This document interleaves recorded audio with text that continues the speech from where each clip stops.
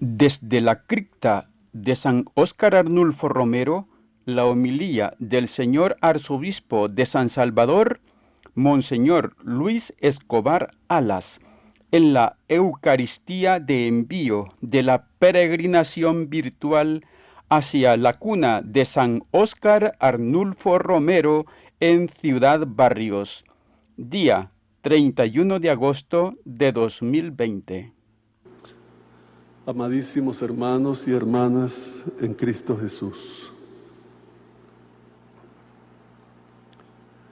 estamos en un momento histórico importante,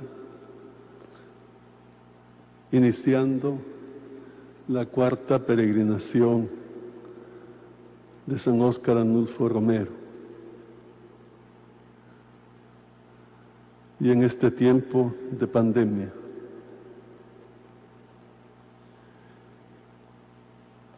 es este un tiempo de gracia, de meditación, de reflexión, tiempo de oración.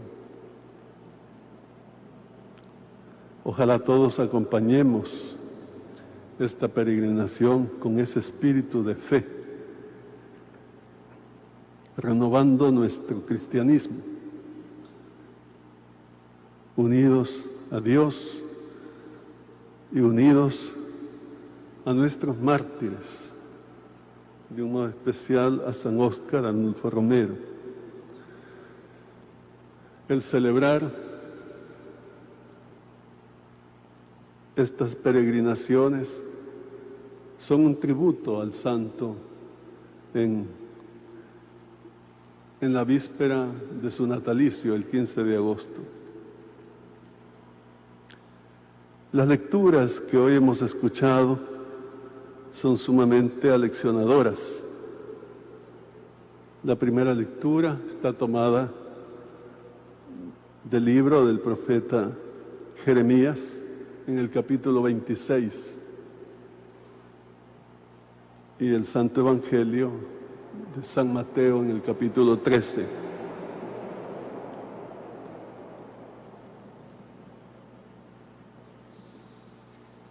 Lo que acontece a Jeremías es una situación muy especial, y es que el Señor le manda que vaya al templo de Jerusalén y que allí anuncia al pueblo el castigo. El pueblo está celebrando que ahora tienen un nuevo rey, el rey Joaquín. Y en este ambiente de alegría y de excesos, de celebración, etcétera, el profeta tiene que cumplir la misión que el Señor le encomienda. Y se para junto al templo y habla a la multitud. Y lo que le dice no es nada agradable para los allí presentes. Les llama a la conversión y les anuncia que si no se convierten, van a tener la misma suerte que el reino del norte, que más allá de Palestina estaba el templo de Silo, y el reino del norte fue invadido por Asiria y destruido el templo de Silo y llevados cautivos los que no murieron, tanto que desapareció prácticamente el reino del norte. Entonces, el profeta Jeremías, que es de Judá, que predica en Jerusalén, en el reino del sur, les hace ver a los habitantes de Jerusalén que si no se convierten, van a tener la misma suerte, van a ser invadidos y destruidos, y su templo, que es lo más sagrado del pueblo, será también destruido como el de Silo. Claro que a las personas no les gustó nada esto. A nadie le gusta que le recriminen su vida y que le hablen de conversión, de cambio de actitud, porque el Señor le va a tomar cuenta si sigue en el pecado. Y entonces cogen a Jeremías y deciden que debe morir. La pasión de Jeremías comienza, pero finalmente va a morir a manos de sus enemigos. El profeta Jeremías es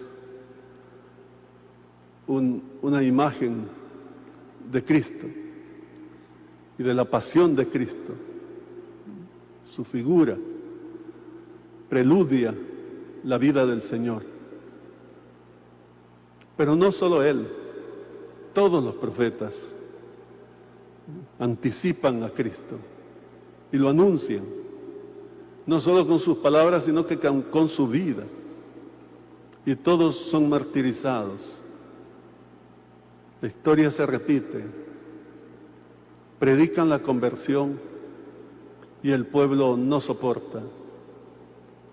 Prefiere la vida de pecado y por eso terminan matando a los profetas.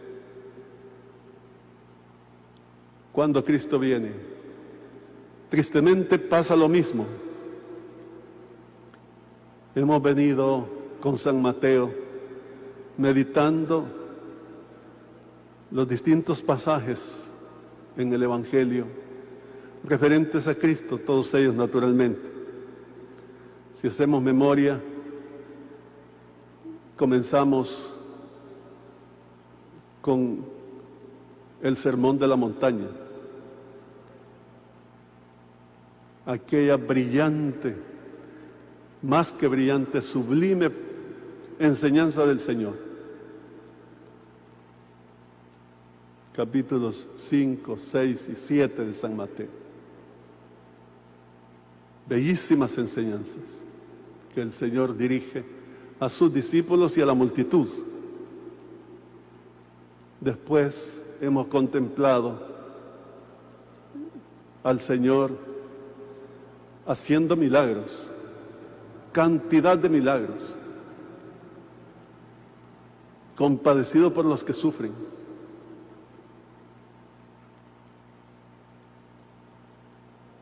Y enseguida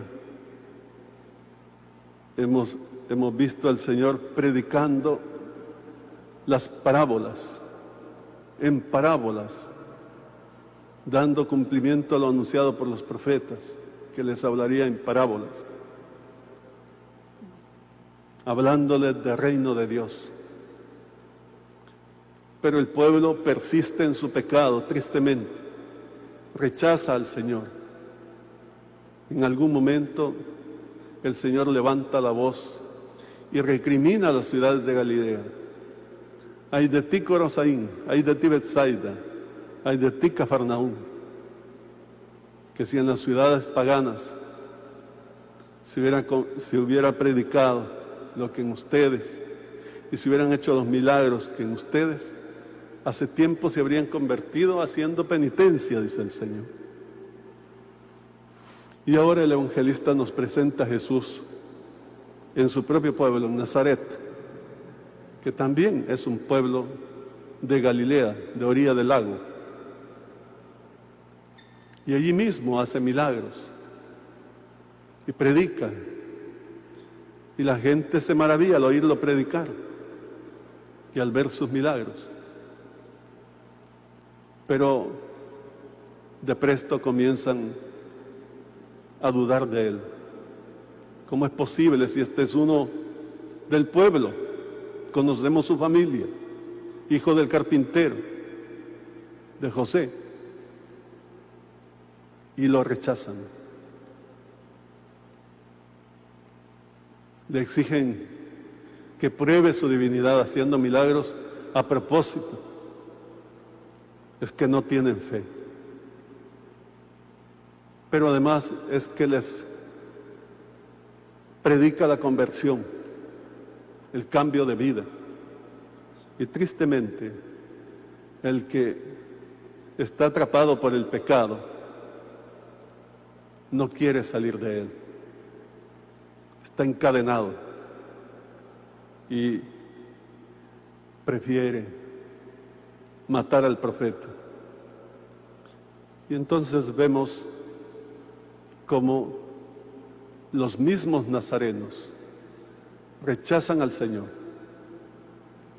Él se lamenta y les dice que ningún profeta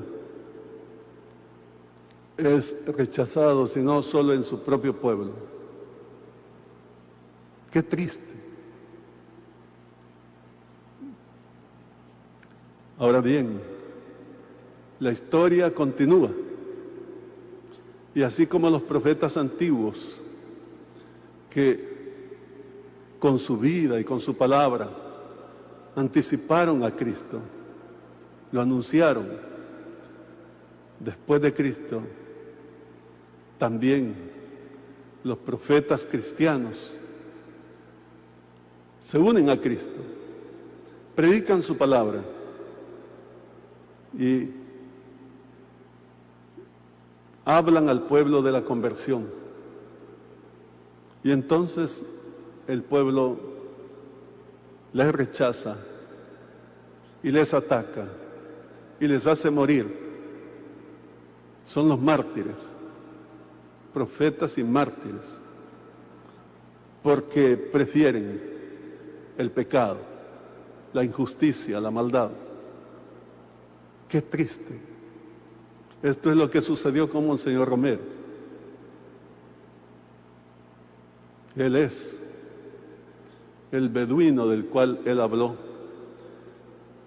que en el desierto señalaba el camino donde debían avanzar, pero que no quisieron obedecer, sino que lo mataron. Tristemente, el pecado ciega, el pecado lleva a cometer los principales crímenes, de la historia, como este magnicidio. Pero Dios, que es bueno, misericordioso, justo, da su premio a los buenos. Por eso los mártires son gloriosos. La historia no termina en ellos con la muerte. Al contrario, en ese momento comienza la vida eterna, la vida plena, la vida verdadera. Por eso celebramos el día de su muerte, su fiesta, porque es el día de su nacimiento para el cielo. Es que quien es fiel a Dios triunfa. Aunque parezca que los malos triunfan, no es cierto. Dios triunfa siempre. Y los que son de Dios triunfan siempre. En el Señor. Esta es la victoria del cristiano. Pues bien, amadísimos hermanos y hermanas, hoy toca a nosotros. Por el bautismo hemos sido todos constituidos profetas de Cristo. Y entonces debemos reflexionar sobre nuestro propio profetismo. Tenemos modelos hermosos, bellísimos, que nos seducen. Como ya decíamos, la figura del gran profeta Jeremías y los demás profetas del Antiguo Testamento. Más aún, la figura de los santos, mártires, como nuestro santo, que su vida habla de Cristo, reproduce la vida de Cristo. Y es que el modelo por antonomasia es el Señor Jesús. Él es el mártir por excelencia. el mártir de los mártires, el santo de los santos, el profeta de los profetas. Para terminar, quisiera solo decir aquello que sin duda es característico del profeta, que es principal en su vida, que lo identifica como tal, que lo define como profeta. Lo primero, es un hombre de Dios. Es un hombre que conoce lo que Dios quiere. Por eso transmite la voluntad de Dios. Es un hombre de oración. Es un hombre, es una persona que cumple la voluntad de Dios. Eso es lo primero. Segundo, es una persona que habla de Dios, que tiene el don de la palabra y lo ejercita. Recibe de Dios mensajes y los transmite. Por eso amonesta a sus hermanos, a las personas de su tiempo, sin miedo, con toda claridad, sin importarle las consecuencias. Es la palabra de Dios la que transmite. Si como es un hombre de Dios, como conoce la voluntad del Señor, transmite la palabra del Señor. Y por último, es el profeta una persona de bien, una persona de acción, una persona que actúa en favor de sus hermanos.